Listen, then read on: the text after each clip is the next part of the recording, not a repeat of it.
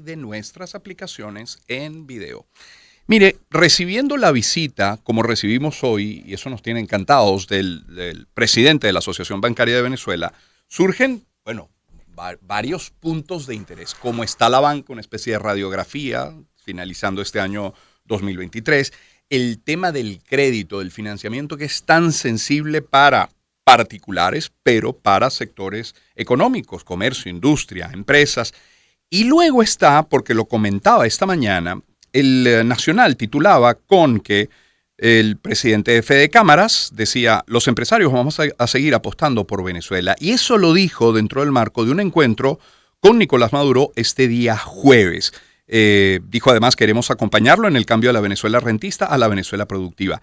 Y en ese encuentro con Nicolás Maduro estuvo precisamente nuestro invitado, repito, el presidente de la Asociación Bancaria de Venezuela, Pedro Pacheco Rodríguez. Pedro, muy buen día, bienvenido, ¿cómo está? Muy buenos días, gracias por la invitación. Buenos días a toda la audiencia. Muy amable, muchas gracias por atendernos, por recibir nuestra invitación a acercarse al estudio. Pero comencemos por esto último, ¿qué recoge de ese encuentro el día de ayer? ¿Cuál fue el espíritu? ¿Cuál sería, digamos, el gran titular el día de hoy, partiendo de ese encuentro? Bueno, yo diría que el gran titular es la voluntad y punto de encuentro que creo que todos los venezolanos tenemos, que es cómo hacemos de este país lo que debería ser en condiciones normales, ¿no? Tenemos unos niveles de pobreza que realmente son muy preocupantes. Tenemos un sistema de salud que prácticamente está inoperante. Tenemos un sistema educativo que preocupa las consecuencias a futuro, porque nuestros niños no están recibiendo la educación que deberían estar recibiendo. Entonces yo creo que todo eso al final son puntos de encuentro, en el sentido de que todos queremos que eso se solucione.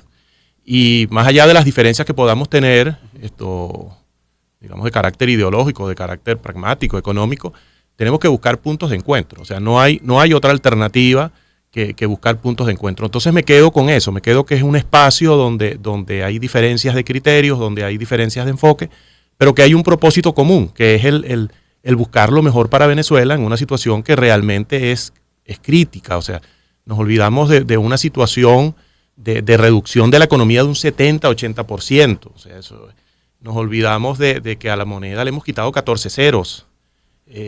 A veces nos olvidamos que el país en el 2017 hizo default, y ese es un tema que a veces tampoco estamos conversando y hay que ponerlo sobre la agenda. Tenemos que resolver ese tema, más allá del tema de las sanciones. Entonces, frente a esa situación, yo diría que en forma inteligente lo que hay es que colaborar, hay que buscar alternativas en pro de ese objetivo, repito, que debería ser un objetivo común de todos los venezolanos. Siendo que serían puntos de encuentro la salud, la educación, ¿qué papel podría jugar la banca en la recuperación de esos y otros sectores? Sí. Mira, la banca históricamente, digamos que es el motor, es el dinamizador de la economía, y es un reflejo claro, ¿no? O sea, si la economía le va mal, a la banca le va mal. Entonces, desde ese punto de vista, la banca pues también ha sufrido las consecuencias de una caída, como te comentaba antes, del Producto Interno Bruto de un 70-80%, y sin lugar a dudas que ese es un gran reto. Ahora, ¿cuáles son las buenas noticias? Las buenas noticias es que cuando comparamos septiembre del 2022 con septiembre del 2023, el crédito ha aumentado un 83%. En términos relativos es un porcentaje extraordinario, pero ¿de dónde venimos? Bueno, venimos que en el 2020 prácticamente la intermediación financiera y en particular el crédito había desaparecido. Sí. Entonces es un largo recorrido que hay que llevar a cabo y que está muy vinculado, y el tema de la flexibilización de las sanciones y la incorporación de ingresos petroleros nos hace ser optimistas de un final de 2023, principalmente el año 2024. Pero por supuesto que eso no hace milagros. Claro. Eso tiene que venir acompañado de políticas públicas, tiene que venir acompañado de reformas de leyes. Claro. Tenemos por delante una cantidad de retos sustanciales y la banca, como te decía, es espejo de toda esa situación. Ahora, la banca en ese sentido no se ha quedado paralizada. La banca está haciendo en tema de transformación digital. Es verdad. No ha dejado de seguir, y creo que hay un buen ejemplo allí en cuanto a no pararse ante la adversidad. Y en ese sentido, en temas de fintech, en temas de tecnología, de transformación, estamos a la par de Latinoamérica. O sea, nos llena de alegría a veces como vemos bancos venezolanos que tienen ese reconocimiento a nivel latinoamericano. ¿Cómo no? Entonces, bueno, ¿qué estamos haciendo? Bueno, preparándonos para ese mejor porvenir. En temas como ciberseguridad, que siempre está latente allí, en temas como que muchos de estos temas no es que sean particular del sector financiero, sino que son transversales, como es el tema de la formación de talento.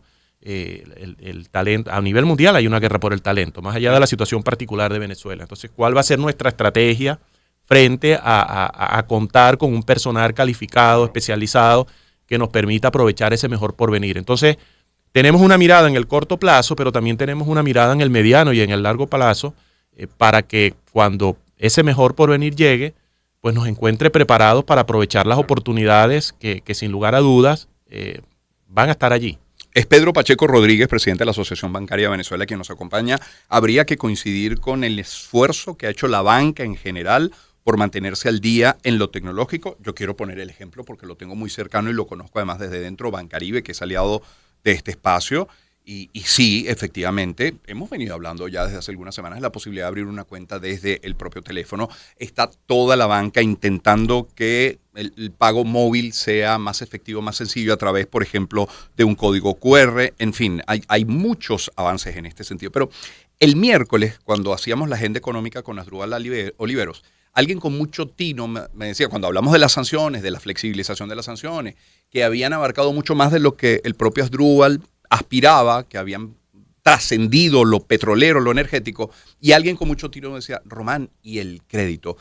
¿Esa flexibilización de sanciones va a permitir efectivamente por sí solo que haya un mejor crédito 2024, por ejemplo? Por sí solo no, pero sí es una buena señal. Es una buena señal porque aun cuando el sistema financiero privado no estaba sancionado, existe lo que se llama el overcompliance. El overcompliance. Claro, entonces, los corresponsales, cada vez que vas a hacer una operación, te encienden alarmas. Se encienden alarmas, y bueno, te toca a ti justificar y demostrar de que efectivamente no está sancionado. Entonces, allí hay procesos administrativos, hay procesos de tiempo que hay que dedicar a convencer al corresponsal. Y hablando de tiempo, entiendo, Pedro, que cuando se le solicitaba a los FAC una interpretación de si se estaba o no violando la ley y las sanciones, podían demorar hasta un año en la respuesta, ¿no? Exacto. Entonces, eso evidentemente que aun cuando no está en esta propia flexibilización, sí cualitativamente va a ayudar mucho. Entonces, en ese sentido, es una buena noticia. Ahora, lo que hablábamos anteriormente, sola no es suficiente. O sea, tiene que haber un conjunto de reformas, de disposición. Punto uno de la reforma, encaje legal. Ese pudiera ser uno de los esquemas, pero yo más que, y yo veía el programa que acabas de mencionar, cuando tú comentabas de que cuál debería ser el orden de los asuntos a tratar. Claro. Yo creo que hay allí un asunto importante que a veces no se comenta lo suficiente, que es el tema de la deuda externa, que comentaba anteriormente. ¿Por qué? Porque este país necesita inversiones. Y si tú vas a pedir prestado, te vas a decir, bueno, primero págame o vamos a llegar a un acuerdo. Exacto. Vamos a llegar a un acuerdo. Refinanciar. Vamos a refinanciar, vamos a determinar el tamaño de la deuda. En este momento no sabemos el tamaño de la deuda. Hay distintas cifras. Ustedes en la asociación bancaria no lo tienen claro. No, en términos generales, tú puedes conseguir literatura y puedes conseguir analistas que te hablan de que la deuda es 120 mil millones de dólares, pero hay quien te dice que son 160 mil millones de dólares, dependiendo del criterio que utilices. Entonces, yo creo que ese es un primer punto, porque si nosotros queremos que este país tenga un crecimiento sostenido, y ese debería ser la meta en los próximos 10, 20 años, interanual, del 10%, es imposible lograrlo si no resolvemos el problema de la deuda. Entonces, yo pondría ese como primer elemento, y eso sí sería realmente una muy buena noticia, que la entrada de inversión, y la banca está muy vinculada a eso. En 1914, cuando tuvimos el descubrimiento del petróleo acá en Venezuela, en 4 años llegaron 4 bancos. O sea, llegó el Citibank, llegó el Royal de Canadá, llegó el mercantil de aquel momento que se convirtió tradicionalmente en el que tenemos actual. Entonces, esa dinámica y esa experiencia que tenemos del pasado también tenemos que aprovecharla. Hemos pasado por situaciones complicadas y tenemos que sentarnos entonces a pensar cuál es ese país del futuro que queremos. Claro, y esos bancos luego se fueron porque dicen que el dinero es cobarde, ¿no? Sí. Hay voceros, y estamos conversando con Pedro Pacheco, presidente de la Asociación Bancaria de Venezuela. Hay voceros, generalmente oficiales, aunque no necesariamente solo oficiales, dicen que levantar el encaje al que yo hacía referencia podría traducirse en que la gente se haga de créditos, pero para comprar divisas y protegerse. ¿Han visualizado algún mecanismo que evite esa fuga de dinero, de divisas, por esa vía? A ver, yo creo que ya técnicamente ha quedado demostrado de que esa justificación no tiene sentido. No tiene sentido porque la solicitud de un crédito hoy en día, acuérdate que está indexado. Uh-huh. Entonces, comprar dólares apoyándote o apalancándote en un préstamo no tiene ningún sentido, porque al final vas a terminar pagando los mismos dólares, porque está indexado. A la tasa de aquel momento. A la tasa de aquel momento. Entonces, yo creo que ya esa discusión está superada. No sería ese el argumento. Yo creo que ese argumento ya está superado. Yo creo que los distintos voceros lo han entendido. Allí yo creo que la razón principal es el tema de la inflación. O sea, el tema de que si tienes mayor liquidez en el mercado, se te dispara la inflación. Entonces esa es la dinámica. ¿Y cómo controlas la inflación? Bueno, en parte si tienes dólares, pues deberías poder recoger esa liquidez. Uh-huh. Por eso es que el hecho de que si se incrementan los ingresos petroleros, al Estado va a tener mayor posibilidad entonces de tener ese mecanismo de flexibilización, de tener dólares para contener la devaluación y contener la inflación. Pero ese es un juego de malabarismo que hay que hacer muy bien. Por eso digo que en su conjunto hay que ver todas las variables, porque no es un solo elemento que hay que analizar. O sea, el encaje, la liberación, ayudaría, sí, pero eso de por sí solo no, porque eso hay que asegurarse de que efectivamente esos préstamos vayan a lo productivo. Pero a cosas tan sencillas, o sea, no tiene sentido de que si a cualquiera de los que estamos acá se le daña la batería y necesita un crédito para comprar la batería, que son $100, no tiene ni siquiera un crédito de esas características. Y eso afecta. Los límites de crédito de la tarjeta son risibles. Entonces, eso afecta, sin lugar a dudas, que a la productividad del país. Entonces, hay que focalizarse en ordenar todo ese conjunto de políticas económicas y, repito, en pro de ese país que tenemos que construir juntos. Me quedo con la imagen del malabarista. Si ese malabarista que está en una esquina o en un circo y tiene unos pines de bowling o unas pelotas, unas dagas, lo que fuere, le quitamos uno de esos elementos, y voy a imaginarme que se le quita el elemento de la intervención del Banco Central de Venezuela a la banca, que ha logrado mantener. Es verdad que ha habido un crecimiento sostenido pero lento del aumento del precio del dólar. Pero ¿qué pasa si quitamos las intervenciones del Banco Central? ¿Qué ocurriría?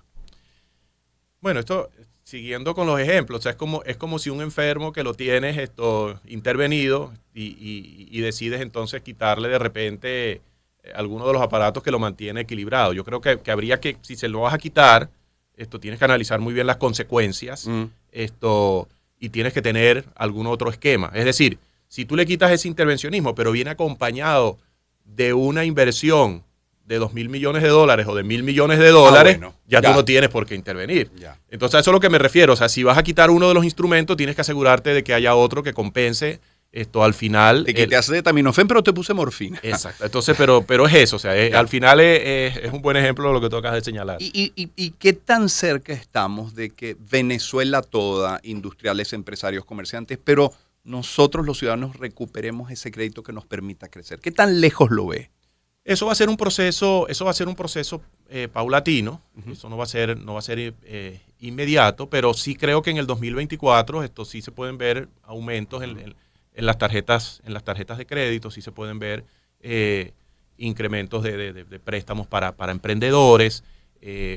Yo creo que allí sí hay que ser también consciente de que esto es un proceso que nos va a llevar años. O sea, el proceso de recuperación del país nos va a llevar años, el proceso de la normalización del crédito y tener productos como lo tienen otros países, uh-huh, que van muy vinculados, por ejemplo, y que acá todavía no los tenemos, pues, lo que se llama la hipoteca invertida, uh-huh, que es que una persona ya mayor pueda tener acceso, sí, a un crédito dando como hipoteca su casa. Ese tipo de cosas que no solamente es el crédito, porque no se trata solo de recuperar el crédito, sino también el crédito de mediano y largo plazo. Pero para tú tener Así un es. crédito de mediano y largo plazo tienes que tener una moneda relativamente estable, tienes que tener una inflación relativamente estable. Entonces, ¿es viable? Sí lo es, pero va a llevar tiempo y va a ser un proceso paulatino. Estamos conversando nosotros con Pedro Pacheco Rodríguez, presidente de la Asociación Bancaria de Venezuela. Pedro, para terminar, una pregunta con dos vertientes. Uno, ¿cómo está la banca hoy? ¿Es una banca sólida? ¿Es una banca fiable? ¿Es una banca confiable para, digamos, la tranquilidad de los venezolanos que nos escuchan? Punto uno. Punto dos, ¿cómo visualizan 2024 entendiendo estos aspectos económicos que algunos se nos escapan de las manos? Guerras, invasiones, la fluctuación del precio del petróleo, pero luego lo político que va a jugar un papel fundamental el año que viene. Yo, desde el punto de vista gerencial, yo creo que el enfoque tiene que ser distinguir claramente las variables que podemos gerenciar y las que no podemos gerenciar. Tú acabas de mencionar guerras, una cantidad de factores que no dependen de nosotros.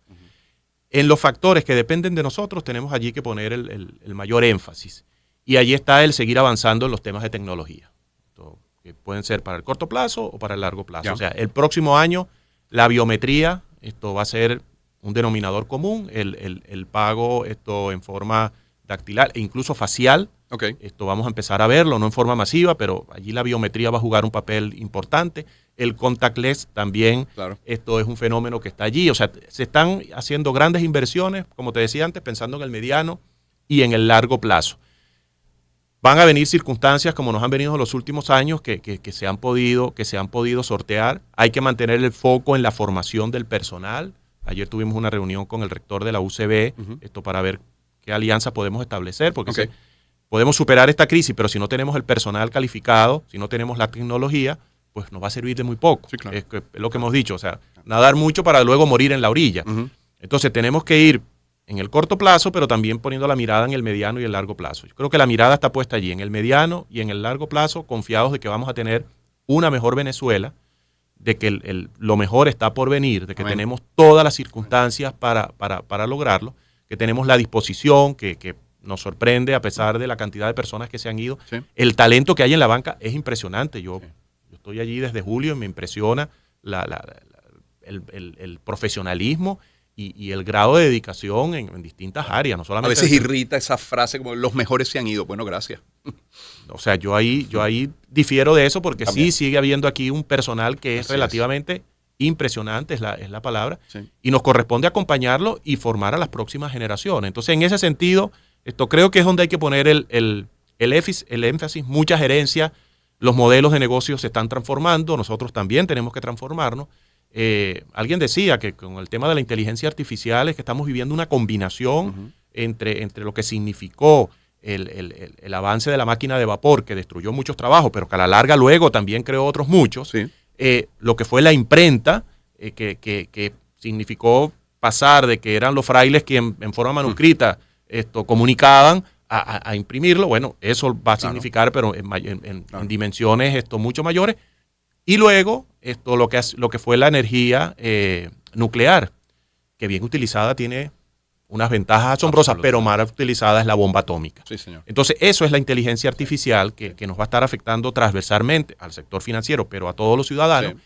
Y tenemos que estar conscientes porque estamos viviendo realmente un momento que decir que es extraordinario es poco. O sea, somos una generación que nos está tocando vivir un mundo que se transforma constantemente. Sí.